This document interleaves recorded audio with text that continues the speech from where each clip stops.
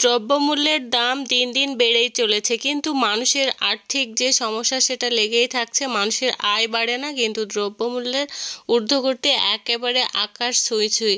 এতটা পরিমাণে বাজারে আগুন ধরে যাচ্ছে। তবে আমরা যদি একটা টেকনিক করে চলি তাহলে সব কিছুই কিন্তু সেভ করে নিতে পারবো। সংসারের গৃহিণীরাই পারে সংসারকে উন্নতির দিকে নিয়ে যেতে।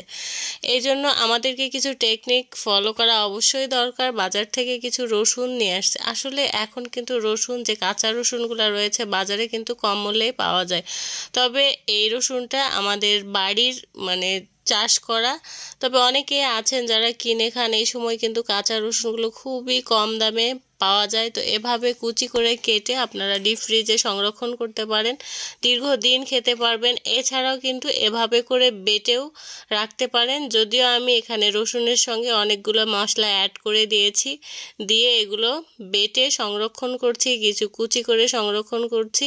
তাহলে কিন্তু এগুলো প্রায় 1-1.5 বছর খেতে পারবেন। কম দামে নিয়ে দীর্ঘদিন আমরা খেতে পারবো। এভাবে ছোট ছোট টেকনিক ফলো করে আমরা কিন্তু সংসারকে অনেক দূরে এগিয়ে নিয়ে যেতে পারি। দ্রব্যমূল্যের বাজারে আমাদেরকেও কিন্তু কিছুটা টেকনিক ফলো করতে হবে। সবাই ভালো থাকবেন। আল্লাহ হাফিজ।